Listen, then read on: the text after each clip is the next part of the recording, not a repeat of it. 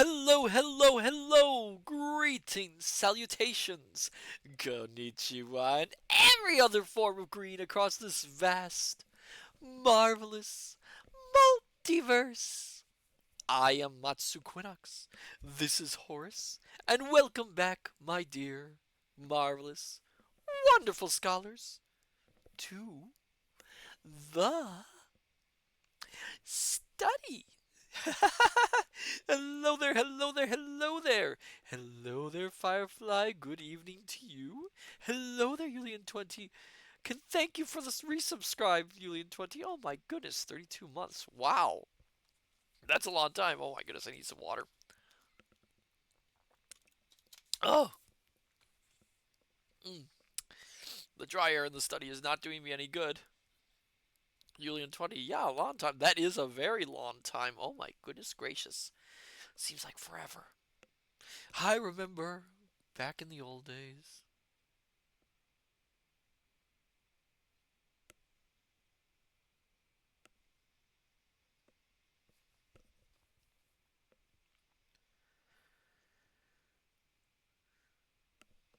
Horace, isn't there supposed to be some sort of flashback effect right here? I know.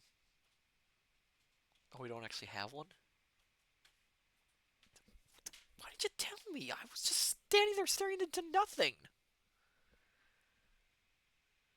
Oh, you thought it was a bit. Oh no, no, no, no! It's not a bit this time, Horace. No, no, no, no. I mean, it could be a bit. What, you think it might work? Oh, I never thought about that, Horace. Put that down, please. Write it down so I'll remember, because I never remember a thing. Oh, where was I? Oh, yes, welcome! How are you all doing, my dear wonderful scholars? Are you doing well? Is everything going well for you?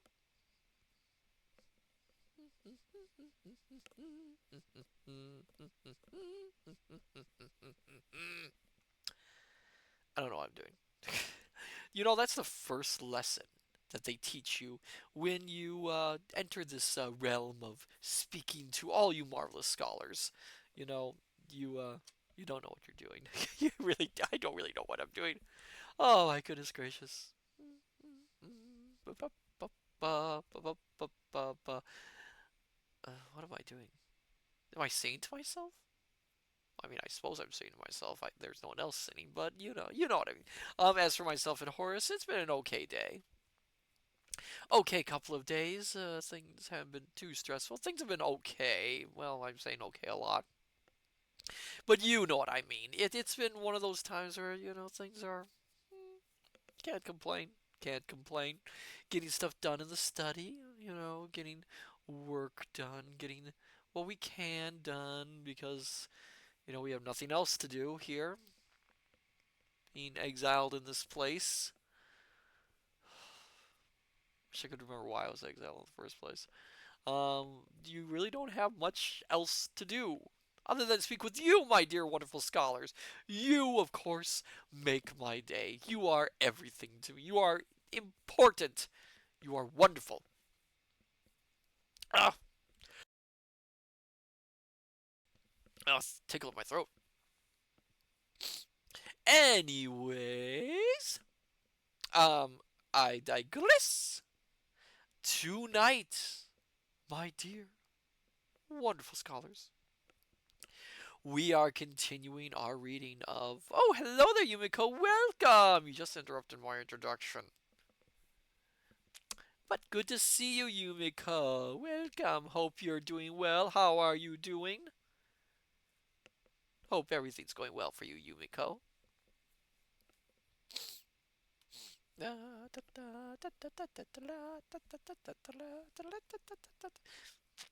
I've never actually done a singing song. Anyway, where was I? Oh, yes. Yes. Yes, yes, yes. Yumiko just made dinner, so ready for a start. You are indeed. Tonight, we are continuing our reading of The House on the Borderland. Last time, things just got much weirder for our protagonist. He entered a room, and all of a sudden, time started to flash forward, and he watched as everything decayed around him. The best character in the entire novel died. Pepper. Still not over that. He didn't care. He didn't care one bit. And then he died, but he became a ghost. But Pepper didn't become a ghost. Why didn't Pepper become a ghost? Pepper's just as good. I'm actually working on commissioning a little gold statue for the study back here of Pepper in memory of him. He is best boy, best doggo. But as we left off, yeah, things. He's watching the Earth die, apparently. And a green star has appeared, and the Earth is passing out of the solar system, and things are getting really, really weird. Yeah. But yes, so, my dear scholars, shall we continue our reading of The House on the Borderland and see how much weirder it can get and keep mourning the death of Pepper because, again, Pepper, best doggo, best boy. Hello there, Private Maverick. Welcome. Good evening to you. Good evening. Hope you're doing well. I'm waiting to see if my dear scholars want me to start reading or not. Or if they just want me to continue babbling like an idiot. Private Maverick, just dandy. Good to hear it. Good to hear it. Ah, yes. So maybe I should start reading before I go into more nonsense. Alright, let's see. Alright, my dear scholars. Sit back, relax, have a hot or cold beverage of your liking, dim the lights, and let us continue our reading of The House on the Borderland by William Hope Hodgson. Private Maverick, probably for the best. Oh yes, probably for the best. Just shuts me up.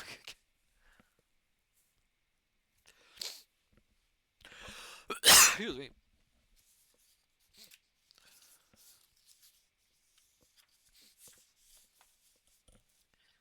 Chapter 19. The End of the Solar System.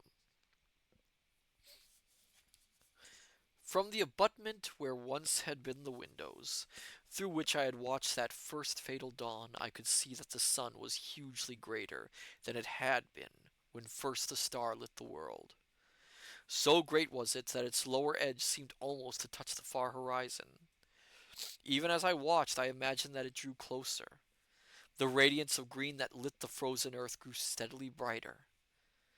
Thus for a long space things were. Then on a sudden I saw that the sun was changing shape and growing smaller, just as the moon would have done in past time. In a while only a third of the illuminated part was turned towards the earth. The star bore away on the left. Gradually as the world moved on, the star shone upon the front of the house once more, while the sun showed only as a great bow of green fire. An instant it seemed, and the sun had vanished. The star was still fully visible. Then the earth moved into the black shadow of the sun, and all was night. Night. Black, starless, and intolerable. Filled with tumultuous thoughts, I watched across the night, waiting. Years it may have been, and then, in the dark house behind me, the clouded stillness of the world was broken. I seemed to hear a soft padding of many feet, and a faint, inarticulate whisper of sound grew on my sense. I looked round into the blackness and saw a multitude of eyes. As I stared, they increased and appeared to come towards me. For an instant, I stood, unable to move. Then a hideous swine noise rose up into the night, and at that I leapt from the window out onto the frozen world. I have a confused notion of having run a while, and after that I just waited. Waited. Several times I heard shrieks, but always as though from a distance. Except for these sounds, I had no idea of the whereabouts of the house. Time moved onward. I was conscious of little save a sensation of cold and hopelessness and fear. An age it seemed, and there came a glow that told of the coming light. It grew tardily. Then, with a loom of unearthly glory, the first ray from the green star struck over the edge of the dark sun and lit the world. It fell upon a great, ruined structure some 200 yards away. It was the house. Staring, I saw a fearsome sight. Over its walls crawled a legion of unholy things, almost covering the old building, from tottering towers to base. I could see them plainly. They were the swine creatures. Oh, the swine creatures are back. Oh, there's another note here. I'm trying to see where I.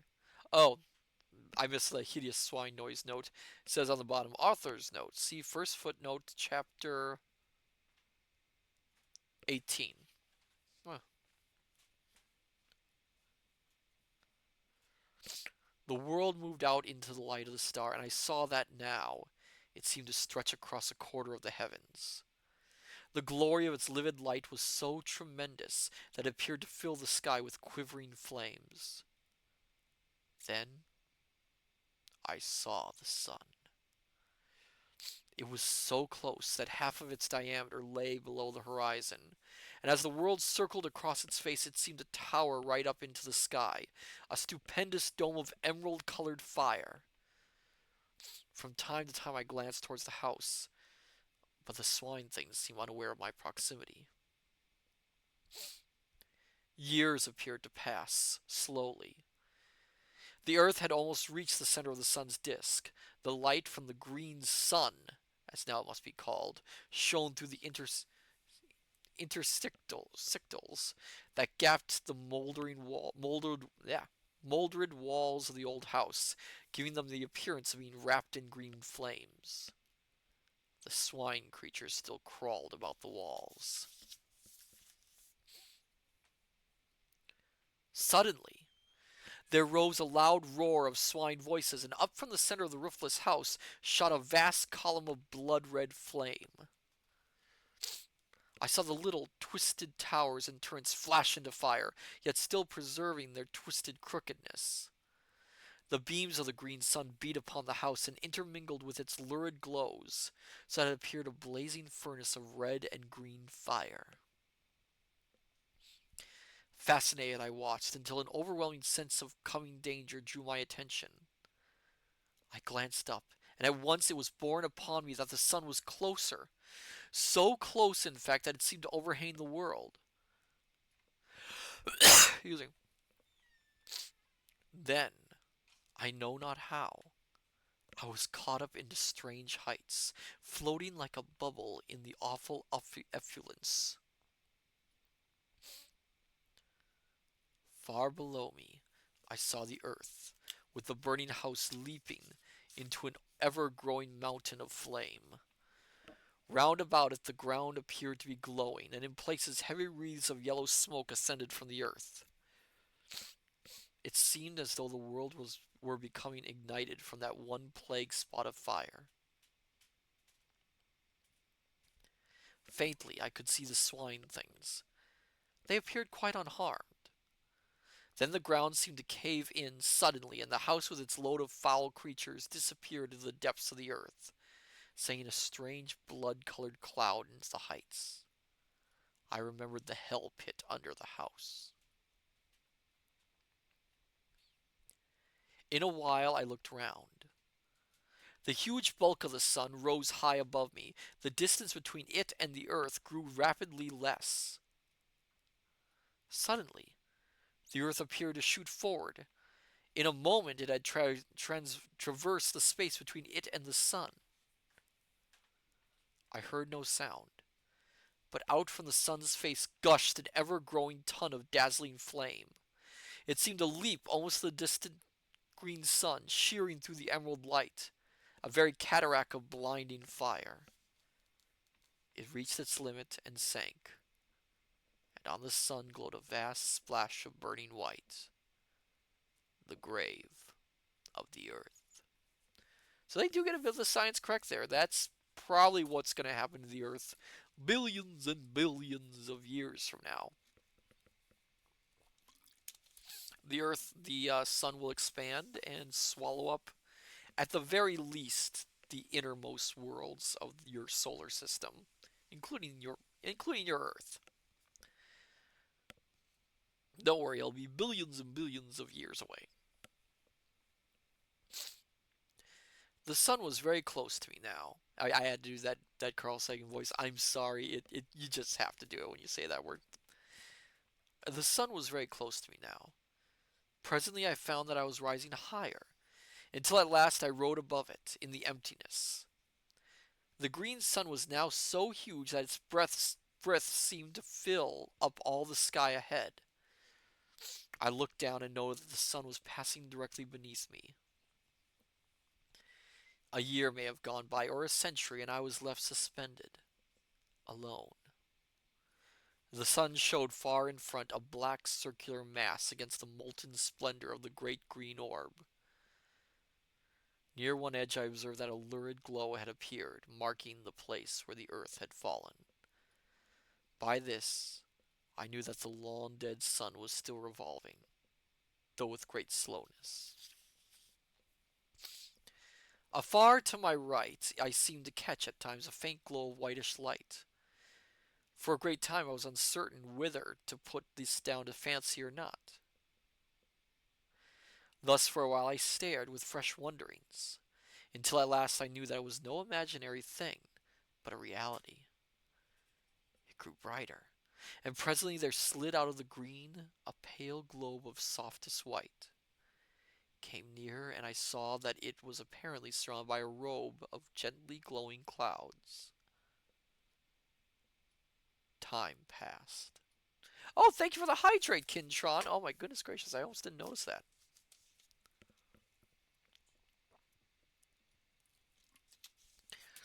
Thank you, Kintron. Also, Kintron, welcome! Glad to have you here. Always glad to have my favorite fairy tale wolf here in the chat. Well, you're the only fairy tale wolf I know, so that being said, it's a given.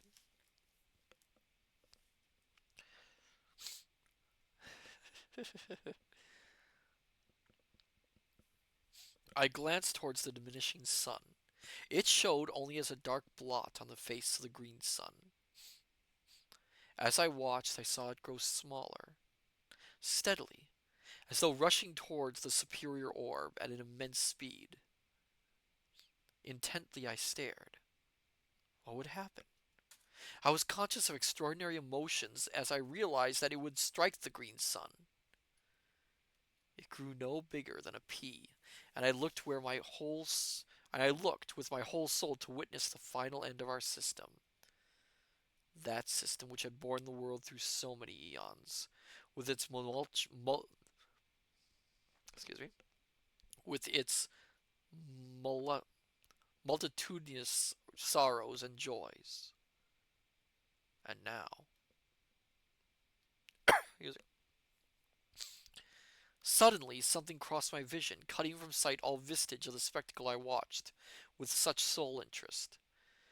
What happened to the dead sun I did not see, but I have no reason, in the light of that which I saw afterwards, to disbelieve that it fell into the strange fire of the green sun, and so perished.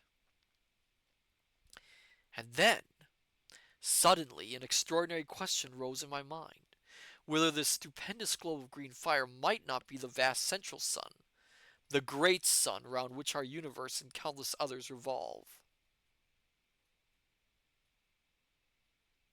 Interesting idea? I felt confused. I thought of the probable end of the dead sun, and another suggestion came dumbly. Do the dead stars make the green sun their grave? The idea appealed to me with no sense of grotesqueness, but rather as something both possible and probable.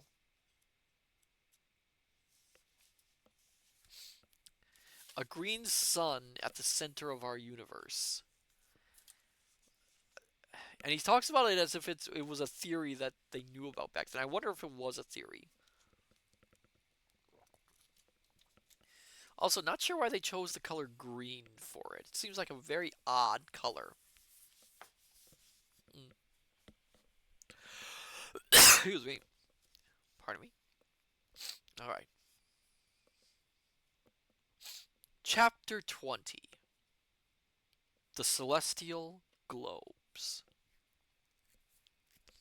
Kintron, they wanted to match your hair. Ah, I am flattered. I am flattered. You know, I've never actually been to the center of your universe. Believe it or not, I've never actually been much of a visitor to your universe. So, is there a green sun at the center of your universe? Is that what it's like? Union 20, and it is so pretty. Ah, thank you, my old lettucey hair. I know of one universe where its center is actually a diamond, where that universe is contained within the center of a ruby of all things. Another one I've never visited. Hmm. Anywho, chapter 20, the Celestial Globes. For a while, many thoughts crowded my mind, so that I was unable to do aught save stare blindly before me. I seemed whelmed in a sea of doubt and wonder and sorrowful remembrance. It was later that I came out of my bewilderment. I looked about dazedly.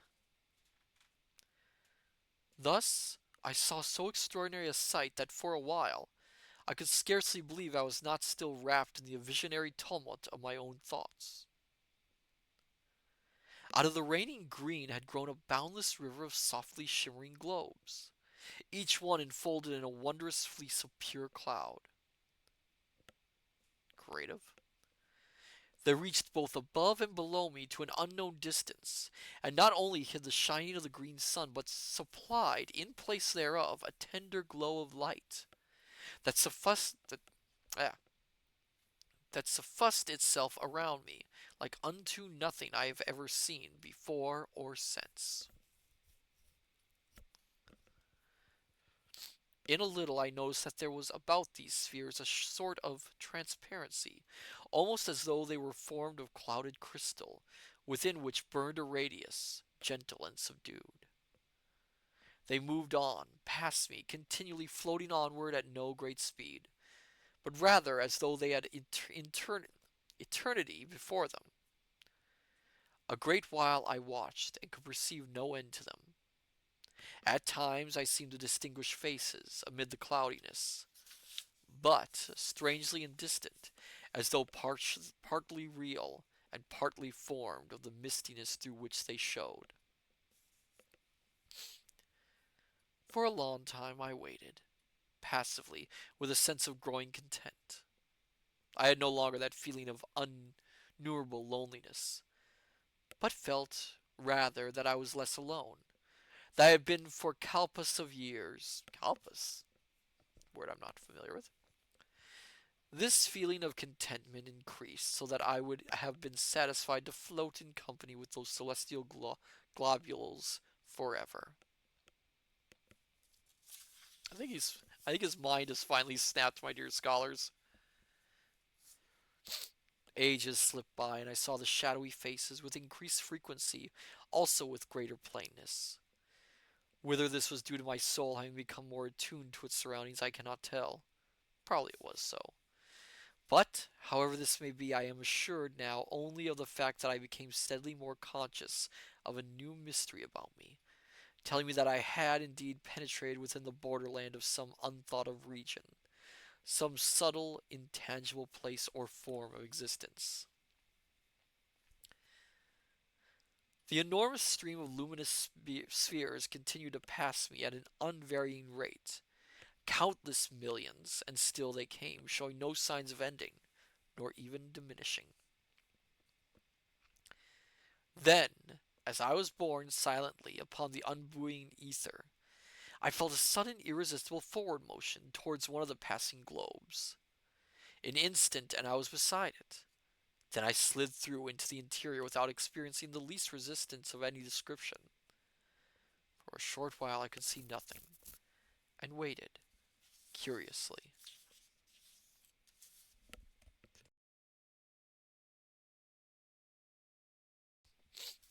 All at once I became aware of a sound broke.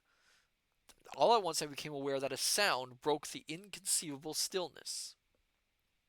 It was like the murmur of a great sea at calm, a sea breathing in its sleep. Gradually the mist that obscured my sight began to thin away, and so in time my vision dwelt once again upon the silent surface of the sea of sleep. For a little I gazed, and could scarcely believe I saw aright. I glanced round. There was a great globe of pale fire swimming as I had seen it before, a short distance above the dim horizon. To my left, far across the sea, I discovered presently a faint line, as of thin haze, which I guessed to be the shore, where my love and I had met, during those wonderful periods of soul wandering that had been granted to me in the old earth days. Another, a troubled memory came to me, of the formless thing that had haunted the shores of the sea of sleep, the guardian of that silent echoless place. These and other details I remembered, and knew without doubt that I was looking out upon that same sea. I was actually going to question for a moment there. I was thinking, wait, what guardian? I don't remember reading about any shapeless guardian and all that. And then I remember the chapter with the shapeless sea was the one that the author said was partially destroyed. So there's details in there that the character knows that we, the readers, don't know because he wrote them down, but they're gone.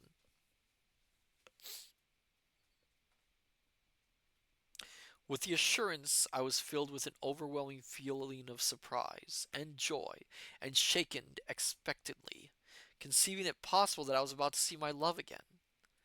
Intently I gazed around, but could catch no sight of her, and at that, for a little, I felt hopeless.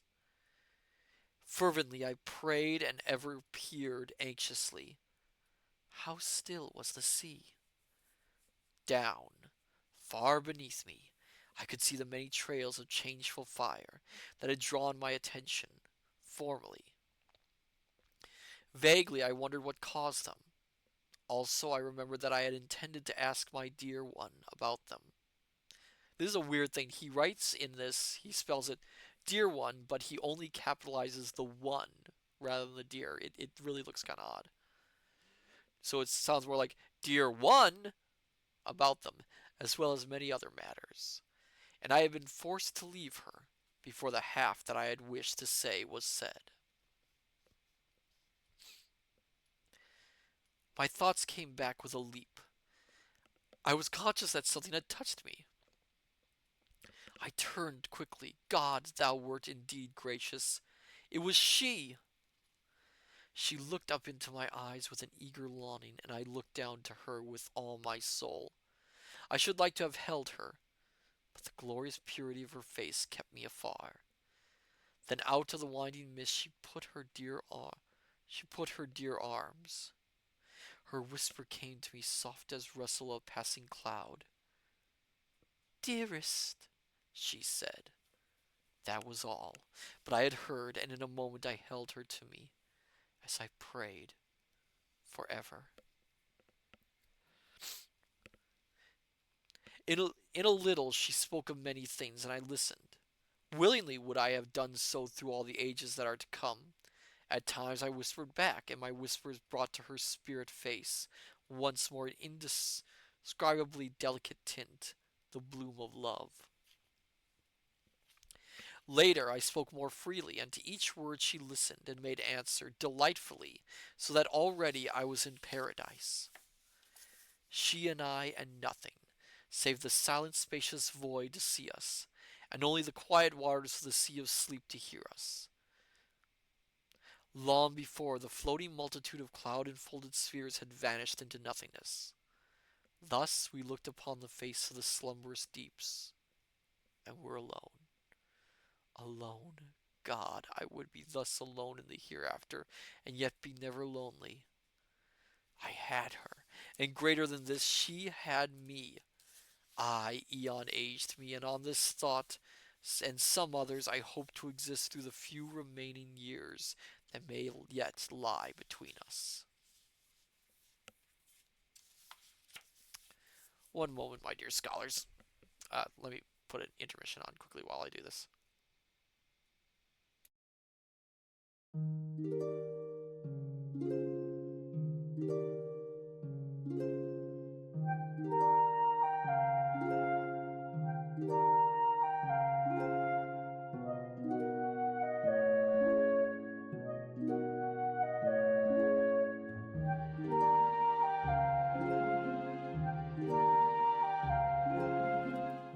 Sorry about that, my dear scholars. We are back.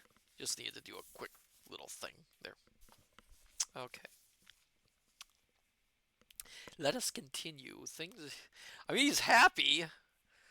Although, I'm not even sure how this universe is supposed to work now. It's getting very confusing, let's be honest. Chapter 21. The Dark Sun. Excuse me. How long our souls lay in the arms of joy, I cannot say.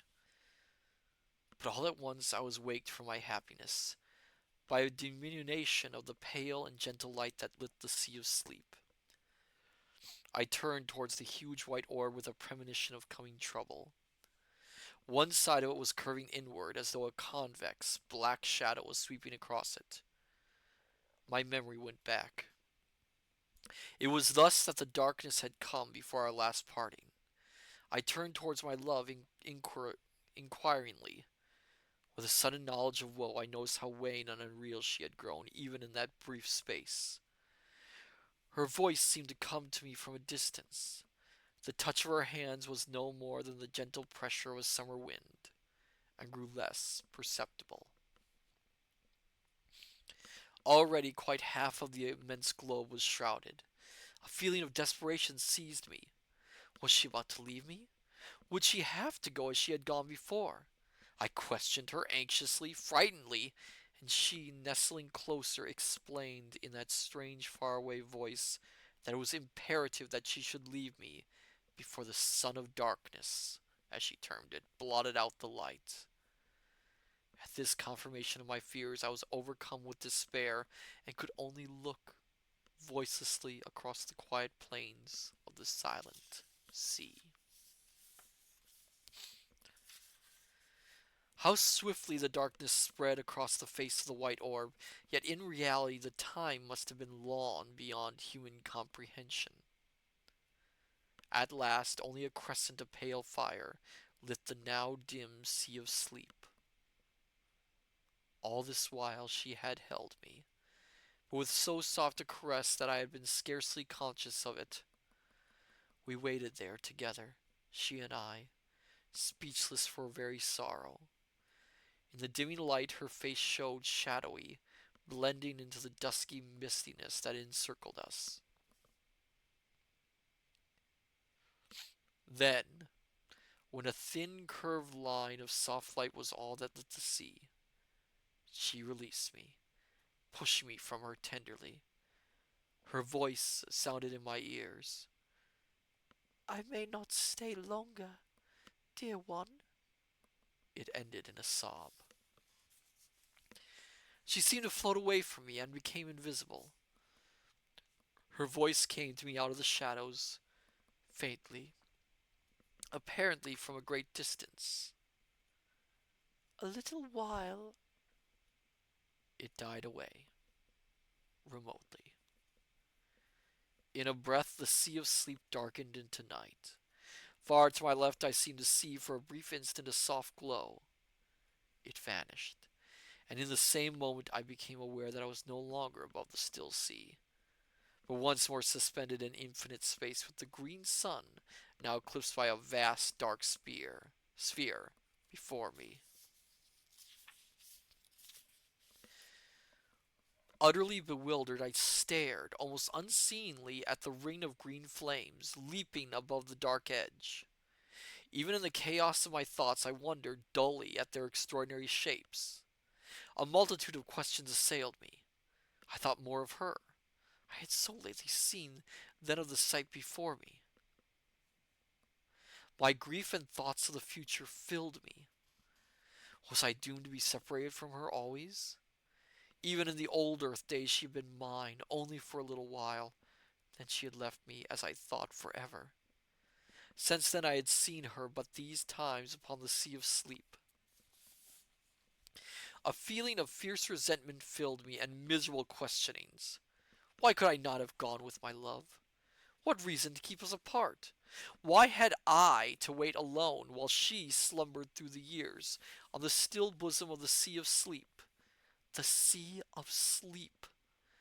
My thoughts turned inconsequently out of their channel of bitterness to fresh, desperate questionings. Where was it? Where was it? I seemed to have but just parted from my love upon its quiet surface, and it had gone utterly. It could not be far away. And the white orb which I had seen hidden in the shadow of the sun of darkness, my sight dwelt upon the green sun, eclipsed. What had eclipsed it? Was there a vast dead star circling it? Was the central sun, as I had come to regard it, a double star? The thought had come almost unbidden. Yet why should it not be so? My thoughts went back to the white orb.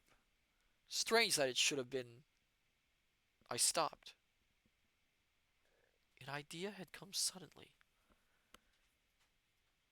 The white orb and the green sun. Were they one and the same? My imagination wandered backwards, and I remembered the luminous globe to which I had been so unaccountably attracted. It was curious that I should have forgotten it, even momentarily. Where were the others? I reverted again to the globe I had entered. I thought for a time, and matters became clear.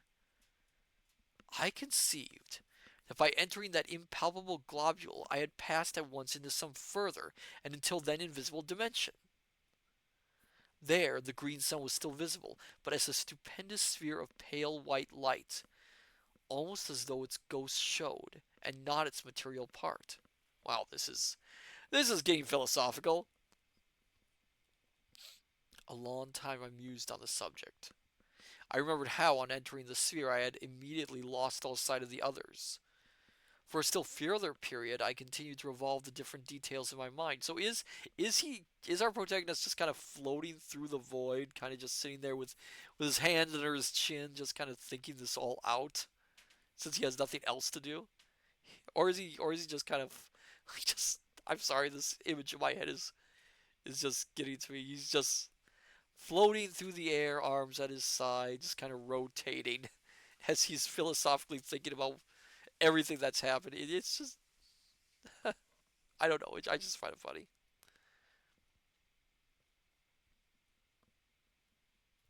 Where was I? Oh, yeah. In a while, my thoughts turned to other things. I came more into the present and began to look about me seeingly. For the first time, I perceived that innumerable rays of a subtle, violent hue pierced the strange semi-darkness in all directions. So he's seen ultraviolet light then? They radiated from the fiery. Well, it wouldn't be ultraviolet light because I think ultraviolet light is beyond the violet spectrum, so I'm wrong. They radiated from the fiery rim of the green sun. They seemed to grow upon my vision so that in a little I saw that they were countless. The night was filled with them, spreading outwards from the green sun, fan-wise. I concluded that I was enabled to see them by reason of the sun's glory being cut off by the eclipse. They reached right out into space and vanished. Gradually, as I looked, I became aware that fine points of intensely brilliant light traversed the rays. Many of them seemed to travel from the green sun in the distance. Others came out of the void towards the sun, but one and all, each kept strictly to the ray in which it traveled. Their speed was inconceivably great, and it was only when they neared the green sun, or as they left it, that they could see them as separate specks of light. Further from the sun, they became thin lines of vivid fire within within the violet. Julian 20, time to leave for ballet. Bye. Oh, take care, Julian 20. Enjoy your class. What was I? Oh yeah, one little quick drink. Gotta keep it up. Gotta try to keep up my wake levels. It's a little bit difficult tonight.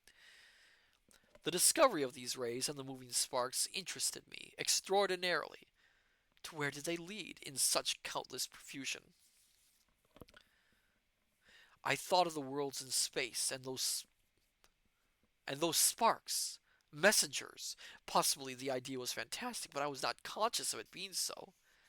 Messengers. Messengers from the central sun. An idea evolved itself slowly. Was the green sun the abode of some vast intelligence? The thought was bewildering. Visions of the unnameable rose vaguely. Had I indeed come upon the dwelling place of the eternal? For a time I repelled the thought dumbly. It was too stupendous, yet huge vague thoughts had birth within me.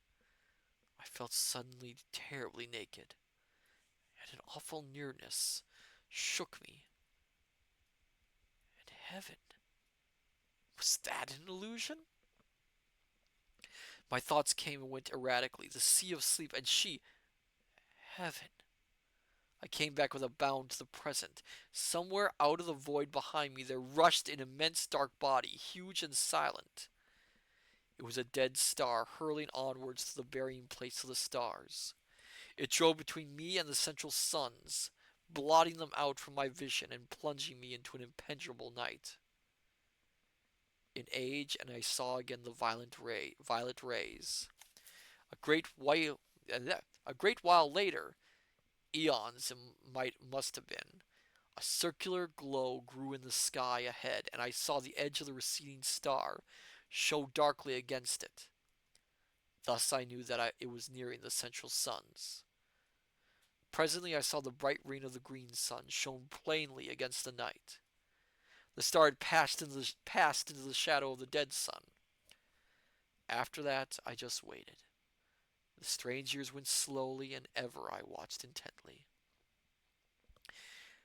The thing I had expected came at last, suddenly, awfully, a vast flare of dazzling light. A stream burst of white flame across the dark void. For an indefinite while it soared outwards, a gigantic mushroom of fire. It ceased to grow. Then as time went by it began to shrink backwards, slowly. I saw now that it came from a huge glowing spot near the center of the dark sun. Mighty flames still soared outwards from this. Yet, spite of its size, the grave of the star was no more than the shining of Jupiter upon the face of an ocean, when compared with the inconceivable mass of the dead sun. I may remark here once more that no words will ever convey to the imagination the enormous bulk of the two central suns. That's an odd little note there.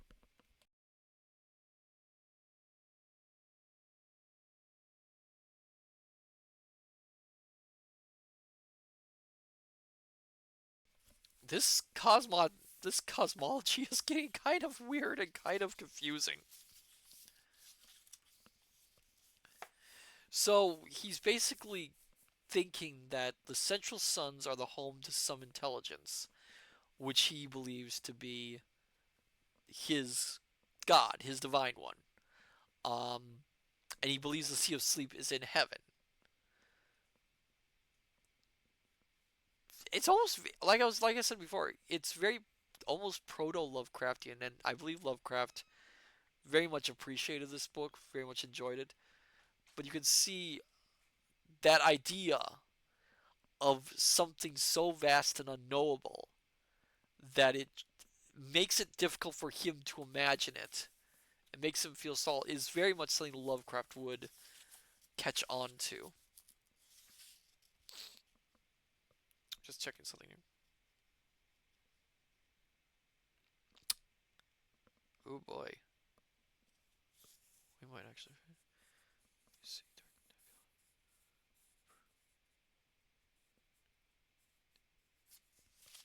Ooh, this might be getting a little bit. We might have something. Hold on. Chicken. Oh,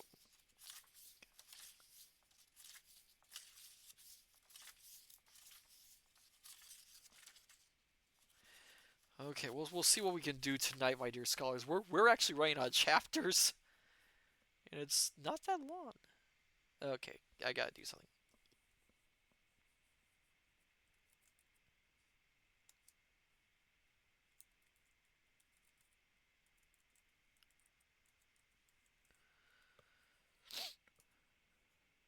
Okay, there we are.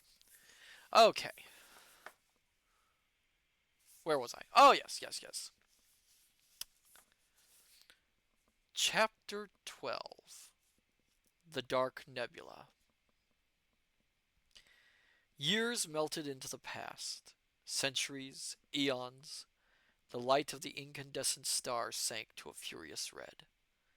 It was later that I saw the dark nebula, at first an impalpable cloud away to my right. It grew steadily to a clot of blackness in the night. How long I watched it is impossible to say, for time as we counted was a thing of the past. It came closer, a shapeless monstrosity of darkness. Tremendous. It seemed to slip across the night sleepily, a very hell fog. Slowly it slid nearer, and passed into the void between me and the central suns. It was as though a curtain had been drawn before my vision. A strange tremor of fear took me, and a fresh sense of wonder. The green twilight that had reigned for so many millions of years had now given place to impenetrable gloom. Motionless I peered about me. A century fled. It seemed to me that I detected occasional dull glows of red passing me at intervals. Earnestly I gazed, and presently seemed to see circular masses that showed muddily red within the clouded blackness. They appeared to be growing out of the nebulous murk. A while, and they became plainer to my accustomed vision. I could see them now with a fair amount of distinctness. Ruddy, tinged spheres, similar in size to the luminous globules that I had seen so long previously. Need to double check where this. Give me a second. I want to check something for a second, my dear scholars.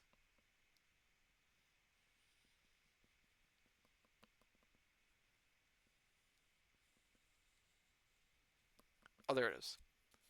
Okay. There's a note for the next page. I want to make sure that I caught that note. They floated past me continually. Gradually, a peculiar uneasiness seized me. I became aware of a growing feeling of repugnance and dread. It was directed against those passing orbs and seemed born of intuitive knowledge rather than of any real cause or reason. Some of the passing globes were brighter than others, and it was from one of these that a face looked suddenly. A face, human in its outline, but so tortured with woe that I stared aghast.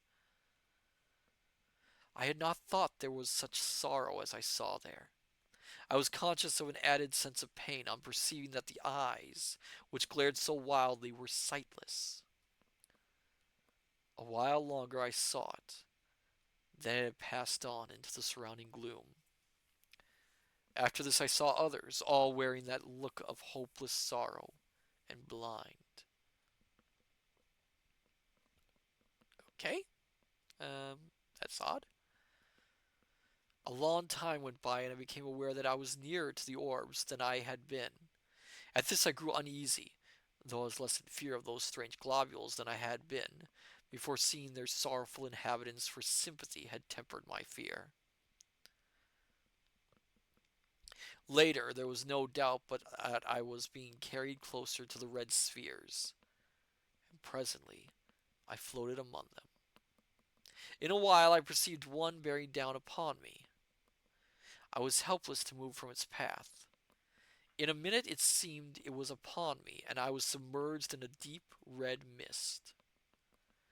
This cleared, and I stared, confusedly, across the immense breadth of the plain of silence.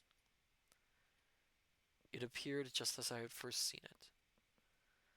I was moving forward steadily across its surface. Away ahead shone the vast that blood red ring, and there's a note here, author's note. Without doubt, the flame-edged mass of the dead central sun, seen from another dimension. Editor. That lit the place. All around was spread the extraordinary desolation of stillness that had so impressed me during my previous wanderings across its darkness. Presently, I saw rising up into the ruddy gloom the distant peaks of the mighty amphitheater of mountains, where untold ages before I had been shown my first glimpse of the terrors that underlie many things, and where, vast and silent, watched by 1,000 mute gods, stands the replica of this house of mysteries. This house that I had seen swallowed up in that hellfire ere the earth had kissed the sun and vanished forever.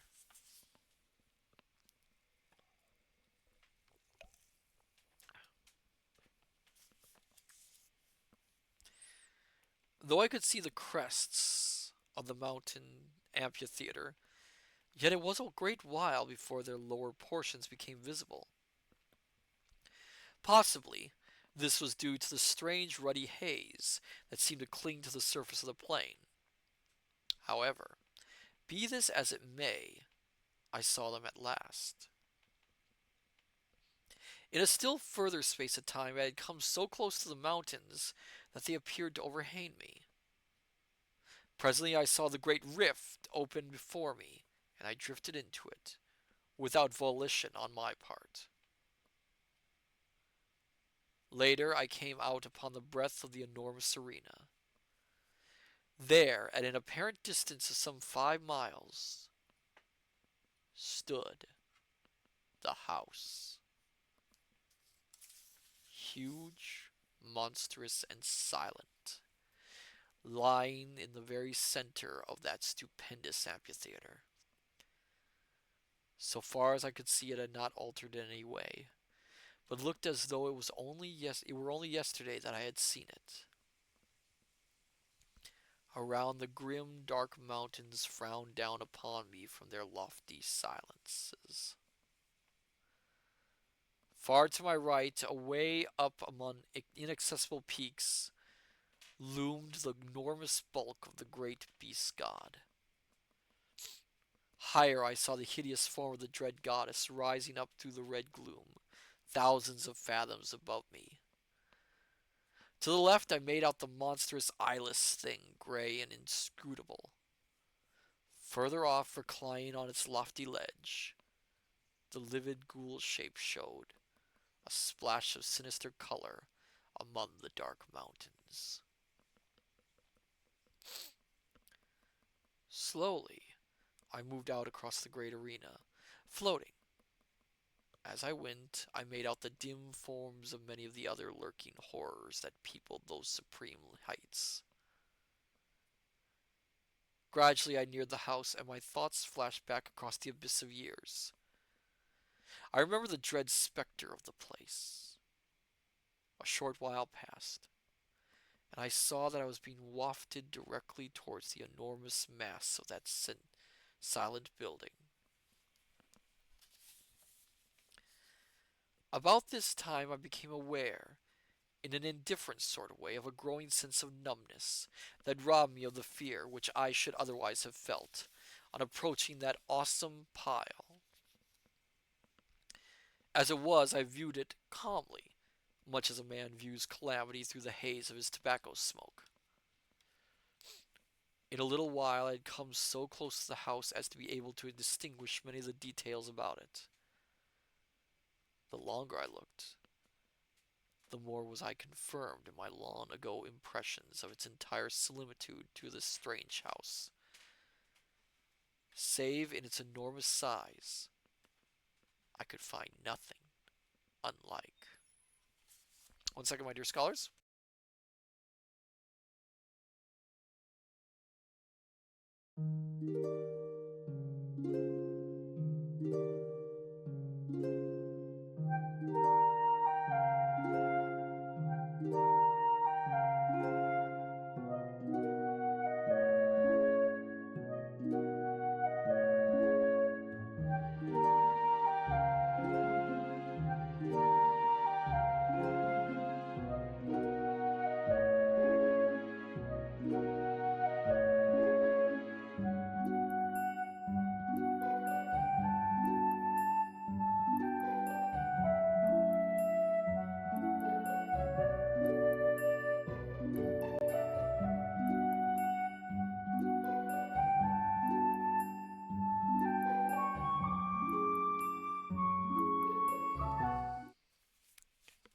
Okay.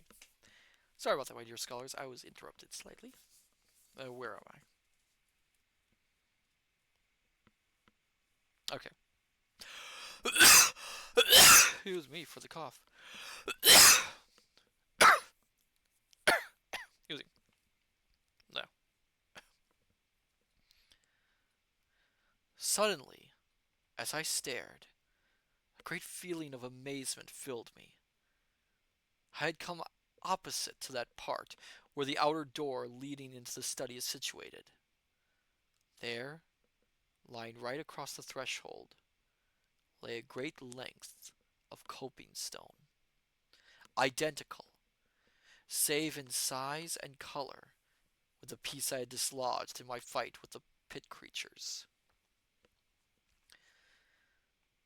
I floated nearer, and my astonishment increased, as I noted that the door was broken partially from its hinges, precisely in the manner that my study door had been forced inwards by the assaults of the swine things.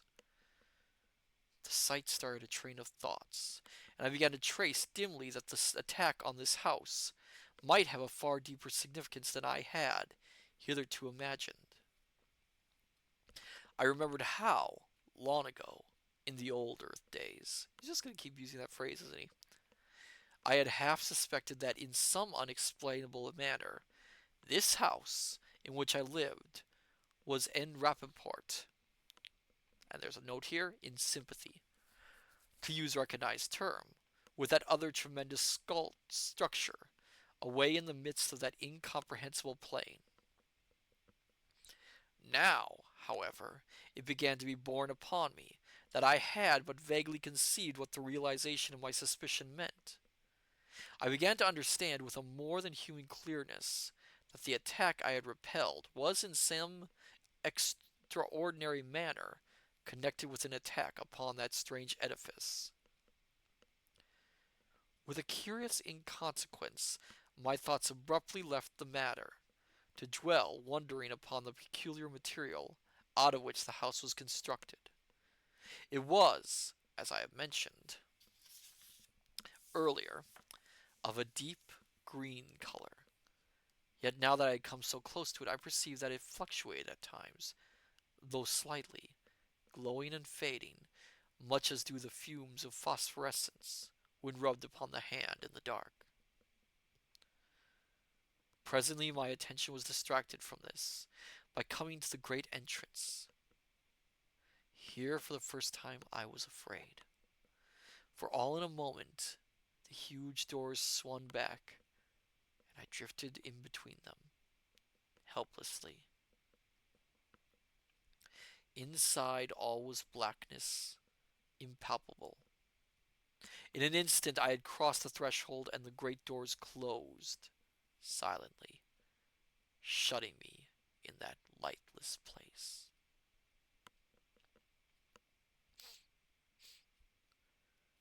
For a while I seemed to hang, motionless, suspended amidst the darkness. Then I became conscious that I was moving again, where I could not tell. Suddenly, far down beneath me, I seemed to hear a tumultuous noise of swine laughter. It sank away, and the succeeding silence appeared clogged with horror. Then a door opened somewhere ahead. A white haze of light filtered through, and I floated slowly into a room that seemed strangely familiar. All at once there came a bewildering screaming noise that deafened me. I saw a blurred vista of visions flaming before my sight. My senses were dazed, though the space of an eternal moment. Then my power of seeing came back to me. The dizzy, hazy feeling passed, and I saw clearly.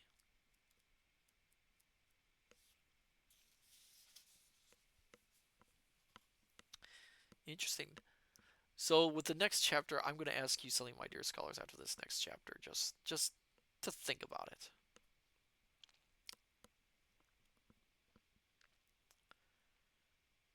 Chapter 13. Pepper. Of course, they'd have to do one on Pepper. Well, let's see if Pepper's going to be okay then, though. I was seated in my chair, back again in this old study. My glance wandered round the room. For a minute it had a strange quivering appearance, unreal and unsubstantial. This disappeared, and I saw that nothing was altered in any way. I looked towards the end window. The blind was up. I rose to my feet shakingly. As I did so, a slight noise in the direction of the door attracted my attention. I glanced towards it. For a short instant it appeared to me that it was being closed, gently. I stared, and saw that I must have been mistaken. It seemed closely shut. I'm guessing someone peeked in. I think it's the sister peeked in on him. Excuse me. With a succession of efforts, I trod my way to the window and looked out. The sun was just rising, lighting up the tangled wilderness of gardens. For, perhaps a minute, I stood and stared.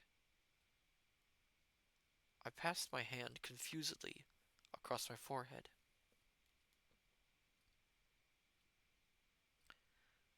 Presently, amid the chaos of my senses, a sudden thought came to me.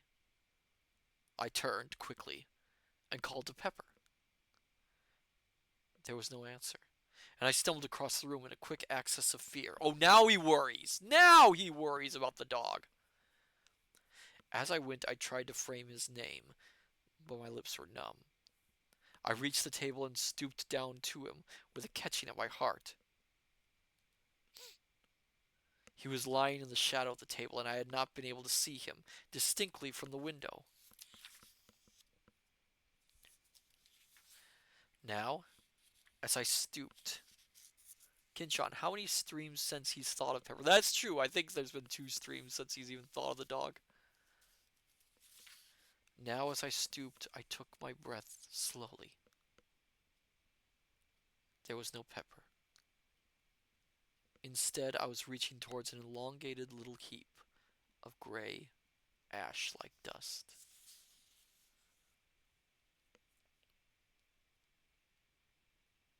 Really? Ah, come on. I must have remained in that half-stoop position for some minutes. I was dazed, stunned. Pepper had really passed into the land of shadows.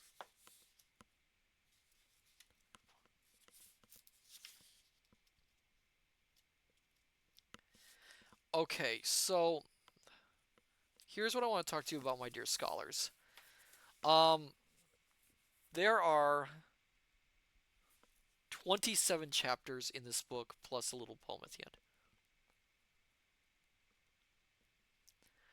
I almost want to stop here at this point for the stream tonight and save the ending for one last stream.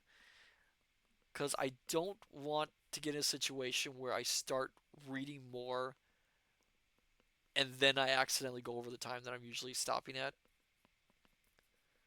And then I just have no more energy and more time to do anything else afterwards. Um, which would make this a short stream. I know that. I know it would be a short stream. But I want to know from you, my dear scholars, should I just continue reading the book and see if I can finish it tonight? Or should we hold off till next week just to finish it off just in case and make it a little bit easier for us? What do you say, my dear scholars? Because I don't know how short some of these chapters are, and I don't want to get stuck in a situation where, we end up with a long chapter and then a couple short chapters. Kinchon, I'd hold off. Yeah, Private Maverick. I say takes the safe route and wait until next time. Yeah, let's wait until next time to finish this off. Um, One of the interesting things about this book is there isn't a lot of adaptations of the book outside of, the novel. There apparently is a comic book adaptation that was done, which made some interesting changes to the novel, including the implication that the brother and the sister are, let's say, a little more closer than it is in the novel. And I believe there's an audio version that was done. I was going to say at one point, I'm surprised a movie version has never been done of this story or an adaptation in any other visual media, but given the way the book is, especially this latter part of the travel through time, I think it would be very, very difficult to do in any shape or form.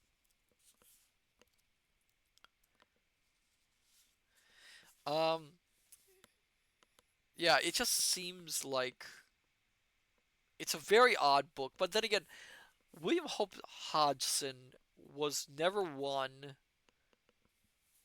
to write a story that was a straight on ghost tale or even show manifestations of hauntings or such in a straightforward traditional way. I mean, if you look at any of his Karnaki works, the spirits tend to be of a very odd, unusual type. Um, a type that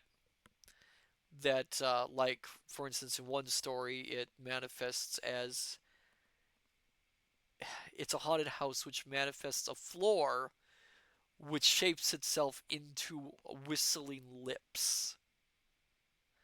Um, and then of course there's floating horses and floating strangling hands coming out of rings, that sort of thing.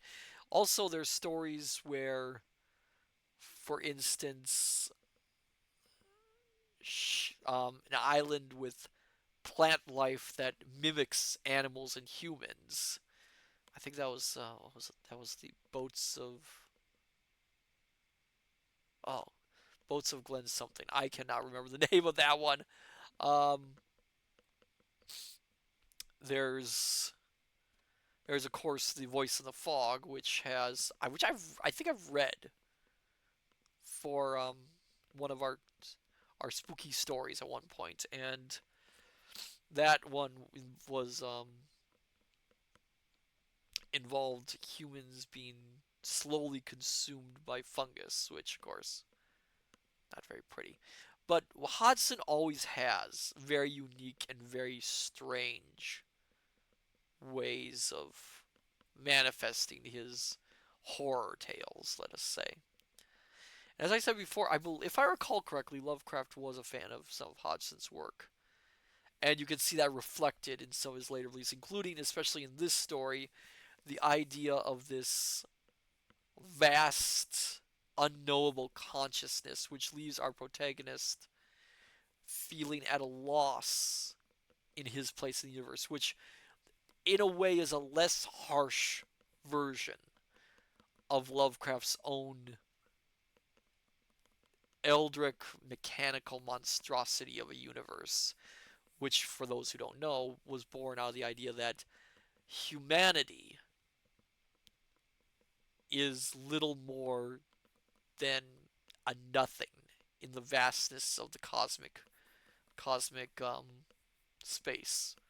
That humanity is it'd be like comparing an ant to humans. You humans, you don't think about an ant, you don't think about stepping on it, you don't even think about things. For an ant, that's what a human would be, is what Lovecraft shows humans to the Elder Kabbalah. It's not that, it's not hatred, it's just the universe doesn't care. And you can see that sort of in this story, though again, it's less harsh. Hudson seems much more interested in just developing this idea of, well, multi-dimensional transcendentalism born from, I don't know, a form of soul birth. I'm not sure how to even describe it. It's very, very odd, as you can see. And it's very unusual to see that as the haunting, because the house is not being haunted by ghosts. As you can see, it's being haunted by the fact that it is existing in two dimensions at once. It is both there, and as the title is, the house on the borderland. It's on the border between the reality and this other place, which he doesn't really describe. It's a place. But yes, and it's interesting, and we'll be seeing the conclusion of where this goes next week. So next week, again, if everything goes according to plan, I might have to change things. I still have no idea what I'm playing for the game day. I will give you a heads up when I decide. Hopefully, I decide soon. Um, I'm thinking a game that's not too long. I mean, I've had suggestions sent to me, and some of them do intrigue me, but some of them are take a very long time to finish. And there's one in particular that I do want to play that's been suggested to me, but it'll take a long time to get through and a lot of work on it. And I kind of don't want to start another long game for a time. I want to do a couple of short ones first. So I'll give you a heads up once I come to a decision on that. And then Thursday, again, if everything goes according to plan, we will finish up the house on the borderland, and maybe we'll have even more discussions and things of that nature. Um, Let me see who we can raid tonight. Then, if there's anyone in. Da, da, da, um,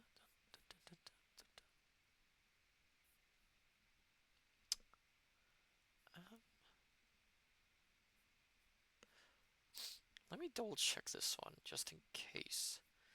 I've not really seen any sort of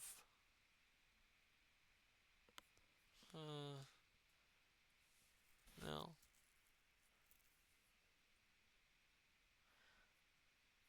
No, not sure on anyone really. Does anyone have any suggestions, my dear scholars, for raids? Because I'm not really seeing anyone at the moment.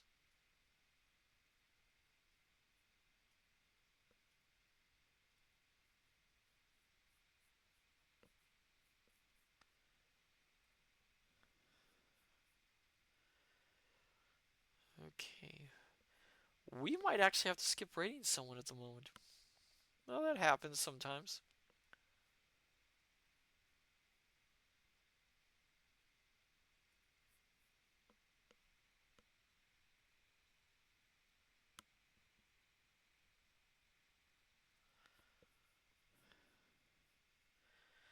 Alright then, well, I guess for now, my dear scholars, I say unto you, good evening, good morning, good afternoon.